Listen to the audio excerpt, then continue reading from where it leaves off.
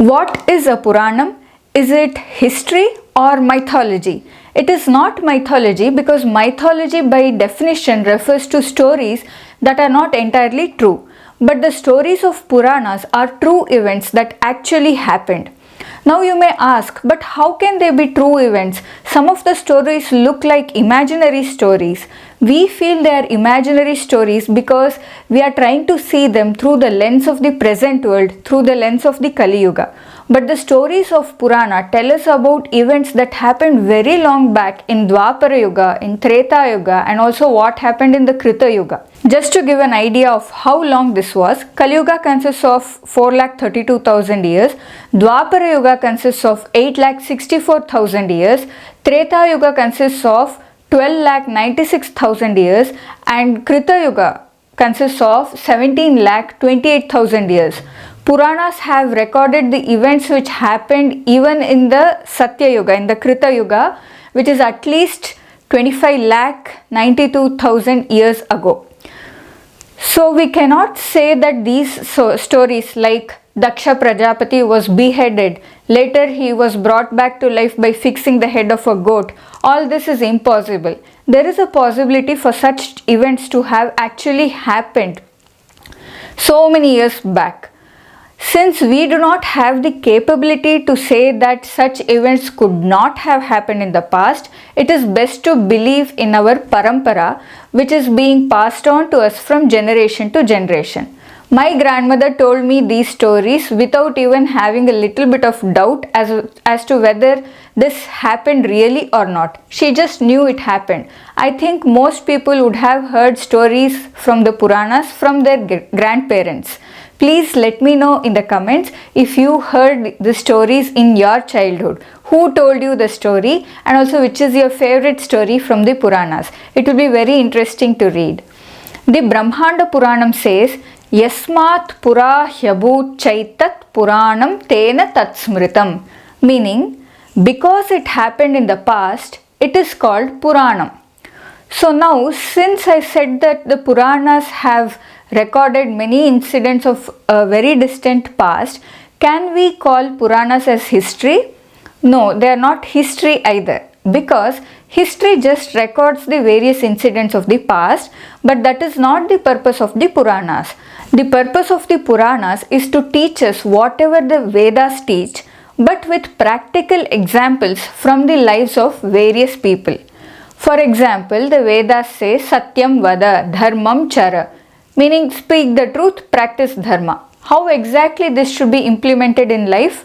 Puranas teach us through the lives of various people who have actually lived these words of the Vedas. Like for example, the story of Satya Harishchandra, Dharmaraja Yudhishthira show this, how to practice this in life. If you notice one common thread underlying all the stories of the Puranas, it is always victory of the good, defeat of the bad. Puranas teaches good values and ethics using incidents that happened in the past. They are not just records of past events, but the Puranas try to draw out lessons from those incidents. Whereas history just records the lives of various kings and it does not try to draw out lessons from the incidents. The Puranas have spoken a lot about the kings of Suryavamsha and Chandravamsha, but they have not recorded the lives of all the kings in these lineages. Mahaperiva gives this example. The Puranas have spoken a lot about Dhruva, the small boy who wanted to sit on his father's lap but couldn't do that because of his stepmother, and later he meditates on Lord Vishnu just to get a chance to sit on his father's lap. Later he ends up becoming a star in the sky, which is called Dhruva Nakshatram in Sanskritam. It is the pole star in English. Though the Puranas speak a lot about Dhruva, they do not speak about his father Uttanapada or about Dhruva's son who ruled after Dhruva.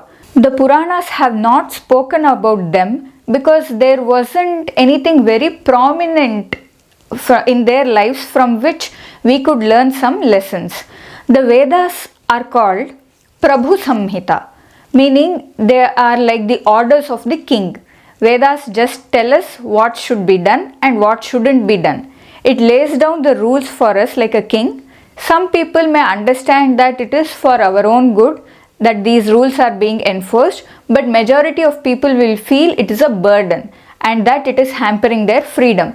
So the Puranas are for such people. Puranas are called Suhrit Samhita.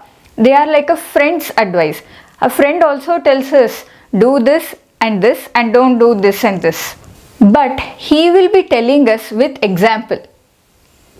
He'll say, see, that person made this mistake and now see what he's going through. You better don't do that mistake. Puranas are like a friend. They give us some examples of actual events and through that guide us on how we should live. The etymology of Puranam is very interesting. It is Pura Navam Bhavati. Pura means long back in Sanskritam and Navam means new. So Puranam means that which happened long back, but yet it is new because the lessons from the stories are applicable and useful even to this day.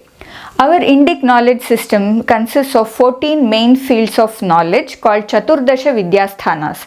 The Manusmriti says, Angani Vedash Chatvarah Memamsa Nyaya Vistaraha Puranam Dharma Shastram Cha Vidya Hetash Chaturdasha. This shloka says the 14 Vidyasthanas are Angani, meaning the 6 Vedangas, Vedash Chatvaraha, the 4 Vedas, so that adds up to 10. I have made videos on all of them which will give a nice idea about each one of them. All the videos are under the playlist Vedas, Vedangas and Upangas. Also, please do subscribe to my channel for more interesting videos on Sanskritam, Vedas and our Indic knowledge. Subscribing to my channel will definitely help me in growing this channel. Then the shloka says, Mimamsa, Nyaya Vistaraha, Puranam and Dharma Shastram, which are the 4 Upangas. I will make videos on the remaining 3 in the upcoming days. Though the shloka mentions Puranam, Puranam actually includes both Puranam and Itihasa. Only Ramayanam and Mahabharatam are given the title of Itihasa. Then what is the difference between Itihasa and Puranam? I already told that the etymology of Puranam, which is Pura Navam Bhavati. This applies to Ramayana and Mahabharatam too because they happened long back, but the lessons are applicable even to this day. The etymology of Itihasa is Itihasa, meaning thus it happened. Iti means thus or like this. There is no scope for ambiguity as to whether this is fictional or real. The very name says it thus happened.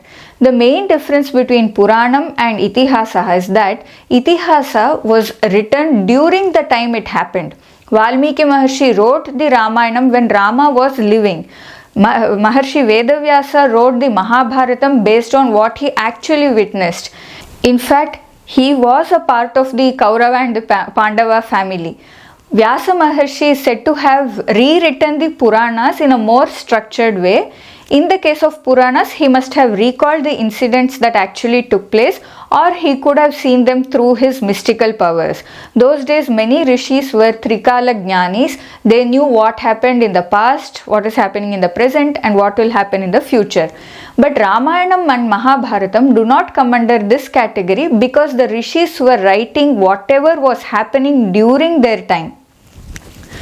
When they were brought out, people who lived at that time knew very well about the various characters in them and also about the incidents that were narrated in them. That is why Ramayanam and Mahabharatam alone are called Itihasa. Like the other Puranams, these two are not just narration of incidents, but they come along with the lessons. They teach us the same as what the Vedas teach, but by narrating incidents and giving real life examples which are more engaging and impactful on a human mind. It is said like this, Itihasa Puranabhyam Vedam Samupa Brahmayet, meaning one should understand the Vedas with the help of Itihasa and Puranam. The 3 main benefits of studying Puranas are studying the past history and life experiences of others in detail helps us in our present situations and guide us in making better decisions. And the second benefit is studying the lives of the various virtuous people to whom ultimately good happened inspires us to emulate their morals and principles.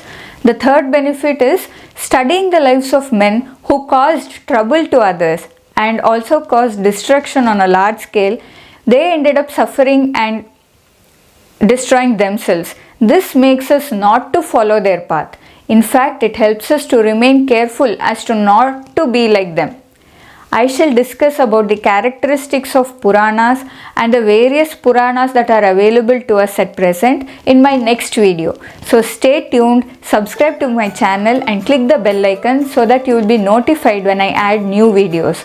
Also, if you like this video, please give it a like and share it with as many people as you can. Also, please let me know in the comments if you have heard the stories from Puranas and who told them to you. अग्रिम video मध्ये पुनर्मिलामि. नमो नमः.